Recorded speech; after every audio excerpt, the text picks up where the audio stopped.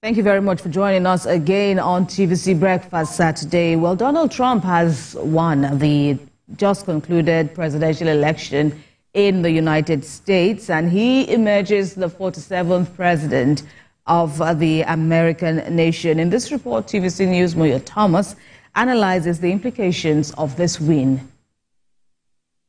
In a historic win, President Donald John Trump, 78 years old, is now the president-elect of the United States of America. This is also a massive victory for democracy and for freedom. The 2024 U.S. election is perhaps one of the most keenly followed elections by the rest of the world. This is because of the global position of the United States and what this win may portend for other countries. President Donald J. Trump says he's going to end the war in the Middle East and Europe, which has raised significant concerns across the world.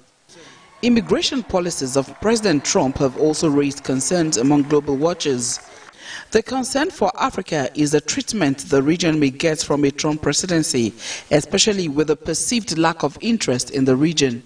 Though a lot has changed in world relations with Africa between President Trump's first term and now, given that many countries are interested in forging a stronger partnership with Africa, it is not certain if President Trump will continue to display a lack of interest in the continent. Some voters share sentiment of a better economic policy from a Trump-led administration. U.S. stock market has already responded in a positive way to his win. But countries like China may not necessarily share the same sentiment, as President Trump in his first tenure stopped export to the U.S. from China, reducing trade between the two countries. It is not certain if the trade wars will continue. Overall, there are so many uncertainties over U.S. relations with other countries under President Trump, as his policies have always been U.S.-centered in his first term, and he emphasized the same during campaigns leading to yesterday's election. Hopefully, President Trump's belief in the First Amendment will not disrupt democracy in the U.S., which could have serious impact on democracy around the world.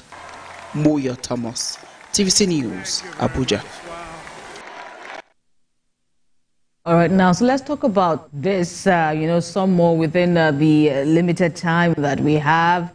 Joining us now is Nelson Etta. He is an author and a broadcast journalist. Good to see you. I can see you are even trying to, are you sporting the colors somehow? There's the blue, there's the red. Well, I guess I'm representing Republicans. Trumpist. Well, right. Maybe. Okay, welcome. But, so what are your takeaways? It was a keenly contested election. It was also America at its most divided. Again, that's why I'm worried about that word you used, keenly contested. First, thank you for having me, guys, today. I mean, this is such an impromptu one, but hey, I'm here. Yeah, and the show continues. Exactly. Right. It was a huge one. Because again, you look at the Democrats and you see the policies and the agenda they've been trying to push. I'm surprised people are talking about the Democrats as though the agenda they're pushing now is something new. It's really not new. It just had a new coloration, new nomenclature. It's been the system that they've been pushing for maybe the past 20 years, thereabout. Clinton did such. Obama did the same thing, and then Biden also did the same thing. It was just a new, this is how I describe the Democrats' policy. So they have a plan. They want to bring the entire United States and probably the world in two. And so each government that comes in from the Democratic bloc executes a part of that plan, right? It's sort of like an agenda. So a Clinton came, fulfilled his part according to their own timetable for that era. And then Obama did the same thing. And so Harris was also supposed to continue with that elongated blueprint. And so when we're now hearing the rhetorics that is coming out from there, it shouldn't be a surprising thing. The Democrats have been on that trajectory for years now. And then the Republicans themselves have also been on their own trajectory. Where I fault the entire American system is that y'all are just probably waking up to the fact that the Democrats are trying to bring in abortion rights, if I can use that phrase, the LGBT matter, and it seems that people are holding the flag down. It's been there for, time immemorial. Why didn't you guys fight that agenda when it began bit by bit until where it has now snowballed into a very big matter in the land? And so, for me, that's the wahala. We'll look at all of that in the course of the program this morning, but let's look at the voting pattern compared to what transpired in 2020 and 2016. We have Trump winning the popular vote and also the electoral college. What do you make of the voting pattern in this particular election? Again, if you look at it, Biden may be a nice guy, who talks sweet. Harris herself, the same thing, they're pretty nice, diplomatic, cordial guys. But then the people are looking at their pockets. How do you mean? Economy was not doing so. If you want to compare the economy under the Biden administration and a Trump-led administration at the time he was there, the 4 years he was there before, is far from each other. What Biden has and what Trump had was that the people had more money. So your dollar could afford you more things. 1, 2, you also had a more purchasing power because you had more money in your pocket. There was higher employment. Even though COVID, hit a Trump-led administration, and then the guy began to battle with the vaccine thingy and all of those, which, gave Americans some kind of a look to think that maybe this guy didn't really know what to do. But economically, Trump did, pretty well. Is that why he said, remove your life COVID better now remove COVID from a Trump administration? If it wasn't even there at all, boy, it would have been pretty high there. So if you bring those factors into the conversation, as to the vote went, because again, you see that some blue states turned red. And these things happen mostly amongst, not so educated persons who are living daily for, their income. And so they are the ones who suffered the brunt of ill economic policies and downturn of economy. And so if we want to bring you back again to keep us impoverished, no, sir, we ain't going to do that. So let's get back to the guy whom we knew helped us to come up a bit better on the economic radar than what you guys have done for us for the last 4 years. That's what I And you think Trump would do much more better? I believe so. In 2020? I believe so. Even Hillary Clinton agreed with him when they were competing. Hillary looked at his record as a businessman. And everybody who predicted Trump's presidency said he was going to be bad on quite a number of other things. But when it comes to the economy, that guy is going to be good. And I saw a clip of him yesterday, I think in 1980s or 1990s, I can't remember. He was on Oprah Winfrey's show. And he championed and talked about how to bring America back to an economic giant. He accused, I don't want to mention names, a few other countries of coming to steal away the dollars from them. And so for him, it was always about the economy. And so frankly, we can't take it away from Trump. Trump is pretty good when it comes to the economy of making people rich. All right. So we've spoken about Trump and what it means for America. So economy is top on their minds because, as you have said, voting patterns among the rurals, among the urban, the urban areas. But of course, frankly speaking, and as President Biden and his deputy have said, the American nation have spoken and they have totally, considered the election and said they will support Trump. They have no choice. They have no choice, indeed, for the love of country. Exactly. But for us Africans, and we saw how even the office was so vocal about the emergence of Trump. First time I know what I heard, what I saw, and this time around it was even so. But for Africa, what does this mean? This win mean for us? For some reason... Do we really have any stake in this? Well, not directly, but indirectly, yes, we do. For some reason, I don't know why the American election always ignites the interest of Africans and Nigerians, as it were. Like you said, I mean, the conversation ran around the country. You could palpate the passion and the zeal that Nigerians had toward this. How does that affect us? When Trump was the president before, we saw some of the economic policies that he ran, even though the fear from some people is that, he's going to throw us out of the house.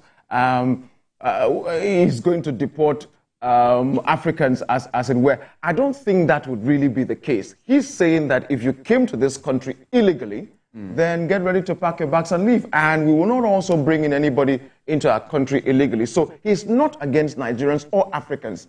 If you're coming to the United States for a legal cause, he's not against you. But we look up always to America for quite a number of good. And we have a standing partnership, with the United States when it comes to security, education, tech, climate change, environment, and the likes. And they've quite been there for us, in different ways, even though I want the conversation to change from being there for us as aid givers. I want us, like we're sitting three of us on this table now, let's sit on the table and discuss, what does Africa have? What do you want from us? And then can we barter this thing? Let it be a business, economic, and investment conversation. Instead of just saying, let's come and help you, rescue you, and this and that and that.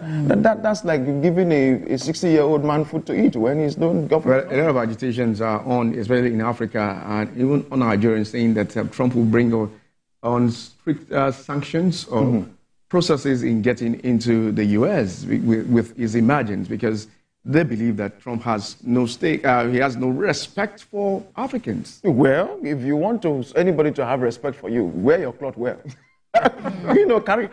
You are dressed the way you would dress yourself, So when he used that word, which we can't repeat on air, about African countries, some people have said, well, the guy is not really actually just saying anything so wrong. It's just that he didn't talk in a way that we probably didn't want to hear it.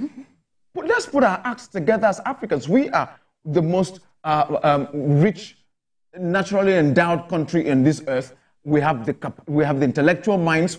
We have the educated hands. We have everything that we need in this country. Why then should we come behind on the line, to come and be begging you for food? So if we put our house in order and go to them and say, look, we're not doing that, we're not doing this, this is what we have and this is what we want, and then we can negotiate on that pattern. And I think President Tinubu can do that job. All right, and President Tinubu has, of course, joined in the rest of the African nation congratulating President Trump and looking forward to a harmonious and profitable relationship between both countries, because the perception is, for some group of observers, is the relationship between America and Nigeria is primarily more of neocolonialism, even though they weren't our colonial masters. But it's if you look at it, some would say, okay, even if it were to be a democratic president, that was coming back again, they may be the nice guys, but then they're still after what I want. But then Trump, everybody says businessman, transactional, and all of that. But then let's look at the realities on ground now. Africa is the marketplace. Africa is the bride. Russia is coming in, has shown interest. China is, of course, doing investments here and there. And America, of course, is here. How should America present itself? I think I like what you said earlier on about this, the way you present yourself. How should Africa project itself now under a Trump president, and knowing who he is and how erratic he can be? Africa should present themselves as the go-to place. In other words, if you want to make market, if you want to succeed, come to Africa. Africa has what it takes to blow you economically. And so when we understand the strength of that quantity we have on the table, that is for instance, a farmer who owns the goods, and you know that if you bring your goods to, for instance, now a mile 12 market, and compared to, I'm trying to think of a name of a market, a smaller market.